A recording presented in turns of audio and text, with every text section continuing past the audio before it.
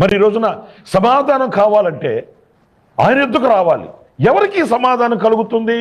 మరొక విషయం కూడా ఇందులో గమనిస్తే, ఆయనకి ఇష్టలైన ప్రజలకు, ఆయనకి ఇష్టంగా బ్రతికిన వారికి, తమ ఇష్టాన్ని తాను నెరవేర్చుకుంటూ, తమ ఇష్టానుసారంగా తాను బ్రతుకుతూ, తనకి ఏది నచ్చితే మెచ్చితే దానిని నెరవేర్చుకుంటూ తిరుగుతున్న వారికి కాదండి.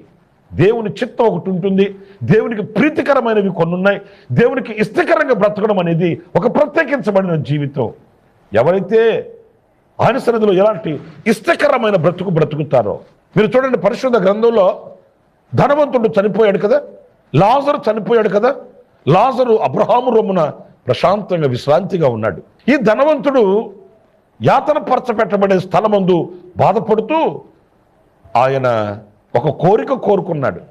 తనకు అన్నదమ్ములు ఉన్నారు, వాళ్ళు ఆ స్థానానికి రాకుండా నేను వెళ్ళి వారికి బోధ చేస్తాను అన్నప్పుడు ప్రభు చెప్పిన మాట, నీవు బ్రతుకు దినములలో నీకు ఇష్టం వచ్చినట్లు నువ్వు బ్రతికావు, నీకు తోచినట్లుగా నువ్వు బ్రతికావు, నీకు ఇష్టం కలిగినట్లుగా నువ్వు నడిపించబడుతూ వచ్చావు కనుక ఆ ఛాన్స్ లేనే లేదని నివారించినట్లు పరిశుద్ధ గ్రంథంలో మనం చదువుతాం. అంటే అతను బ్రతికిన జన్మలలో ఎలాగ బ్రతికాడు? దేవునికి ఇష్టకరంగా బ్రతకలేదండి, దేవునికి ప్రీతికరంగా బ్రతకలేదండి. ఈ పని చేస్తే నా దేవుడు సంతోషిస్తాడా, ఇక్కడికి వెళితే నా దేవుడు సంతోషిస్తాడా, ఇది నా దేవునికి సంతోషాన్ని కలిగించేదా, ఆవేదనను కలిగించేదా అని ఏనాడు కూడా తలంచిన వాడు కాదు. తన ఇష్టాన్ని తను నెరవేర్చుకుంటూ తిరిగాడు. నా డబ్బు, నా ఆస్తి, నా బలము, నా శక్తి, నా సామర్థ్యం, నేను ఏమైనా చేయగలను అన్నట్లుగా అహంకారపు మొత్తుతో బ్రతికాడు, లోకాన్ని విడిచాడు. ఆ తర్వాత యాతన పరచబెట్టబడే ఆ స్థలంలో అతను వ్యధ చెందుతున్నట్లు లేఖనాలు మనకు తెలియపరుస్తూ ఉన్నాయి.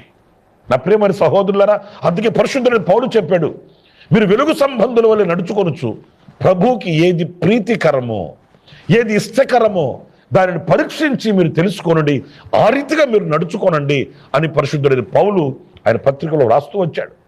నా ప్రియులారా, ఆయనకి ఇష్టమైన వ్యక్తులుగా నడిపించబడి ఆయనకి ప్రీతికరమైన వ్యక్తులుగా బ్రతుకుతూ ఆయన ఇచ్చే సమాధానాన్ని మనం పొందుకోగలుగుతున్నామా?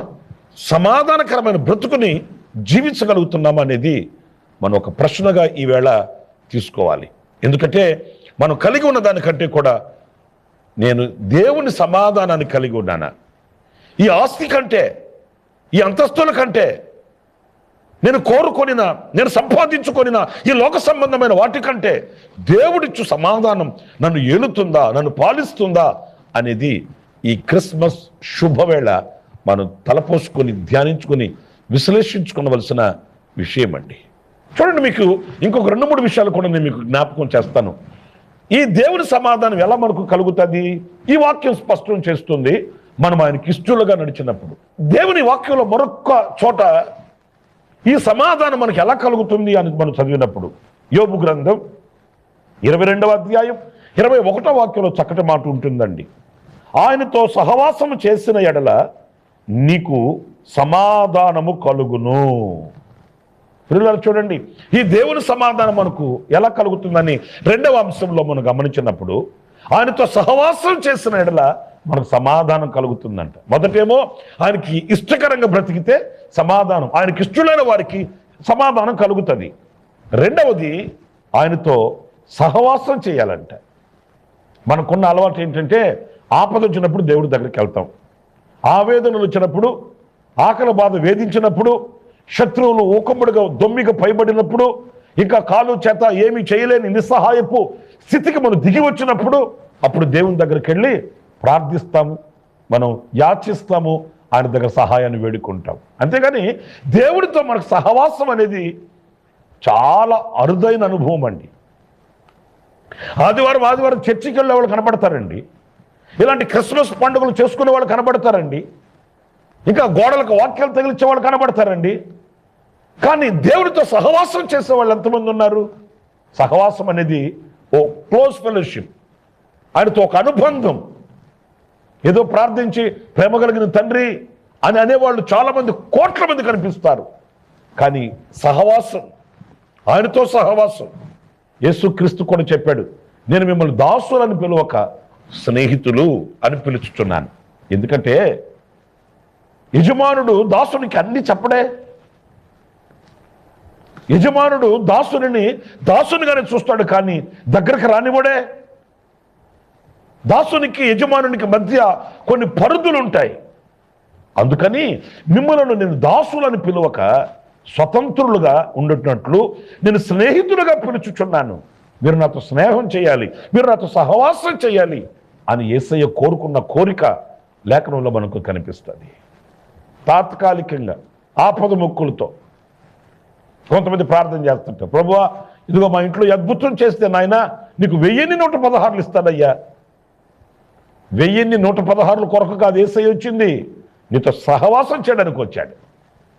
ప్రభు ఒక అద్భుతం చేస్తే ఒక ఫ్యాన్ తీసుకుని వెళ్ళి మీకు దేవుని మందిరంలో కానుకగా ఇస్తానయ్యా. ఫ్యాన్ కొరకు కాదు యేసయ్య వచ్చింది, మనతో సహవాసం చేయడానికి వచ్చాడు. యేసుక్రీస్తు తండ్రితో కూడా ఉండుట విడిచిపెట్టకూడని భాగ్యం అని ఎంచుకొనక ఈ లోకానికి ఎందుకు దిగి వచ్చాడు? ఆయన పొత్తిగుడ్డలతో చుట్టబడి తొట్టుల్లో పొరండు పట్టబడిన వాడై దాసుని స్వరూపం ధరించి లోకానికి వచ్చింది. ఏదో నీ 116 కొరకు, లేకపోతే 1116 కొరకు, లేకపోతే నువ్వు ఇచ్చే అర్పణల కొరకు, కానుకల కొరకు, తిరిగే ఫ్యాన్ల కొరకు కాదండి. నీతో సహవాసం చేయడానికి వచ్చాడు. నీవు ఆయనతో సహవాసం చేయడానికి ఆయన లోకానికి దిగి వచ్చాడు. మరి సహవాసం చేయడానికి వచ్చిన, సహవాసం చేయమని కోరుకొనినా దేవునితో సహవాసమే చేస్తున్నావా, లేకపోతే తాత్కాలికంగా భక్తి చేస్తున్నామా? మీరు ఆలోచించండి. కొంతమంది ఉంటారండి, వాళ్ళు ఎప్పుడు దేవుని మందిరానికి వెళ్ళరు, ప్రార్థన అనేది వాళ్ళకి తెలియదు, ఇక ఆధ్యాత్మికమైనటువంటి విలువలు వాళ్ళకి తెలియదు. ఇలాంటి పండుగ వస్తే మాత్రం ముస్తాబైపోతారు. ఇక ఈ రోజు మాత్రం పండుగంతా నాదే అని అన్నట్లుగా ప్రత్యక్షం అవుతారు. పెద్ద బైబిల్ చేత పట్టేస్తారు, అందరికంటే ముందు వెళ్ళిపోతారు. చర్చిలో అన్ని కార్యక్రమాల్లో వీళ్ళే తనమునకరైపోయి ఉంటారు. ఇక రేపటి నుంచి మనం భూతద్దం పెట్టి వెతకాలి, వెళ్ళని కనిపించరు. కొంతమందికి అన్ని రంగాల్లో బాగానే ఉంటారు, కొంచెం చిన్న శోధన వచ్చిందనుకో, శ్రమ వచ్చిందనుకోండి, ఆయనతో సహవాసం పొటాపంచులు చేసేసుకుంటారు, ఇక వెళ్ళిపోతారు.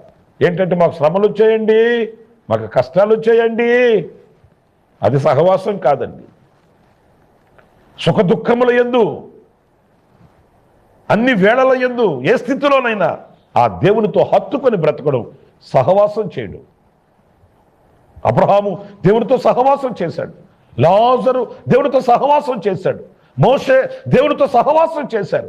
వాళ్ళ ఆధ్యాత్మికమైన విలువలు చూడండి.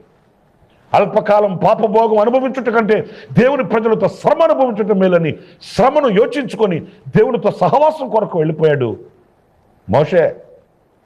మరి అబ్రహాం గురించి నేను మీతో చెప్పాలనా? తండ్రి ఇంటిని, బంధువుల్ని, రక్త సంబంధికుల్ని అందరిని విడిచిపెట్టేశాడు. దేవుడు దేనికి శిల్పియో నిర్మాణకుడై ఉన్నాడో ఆ పునాదులు కలిగిన పట్టణం కొరకు వేచి చూచి ఆయనతో సహవాసాన్ని పటిష్టం చేసుకుని బ్రతికిన వీరుడు, విశ్వాస యోధుడు అబ్రహాం. మరి మీరు దేవునితో సహవాసం చేస్తున్నారా?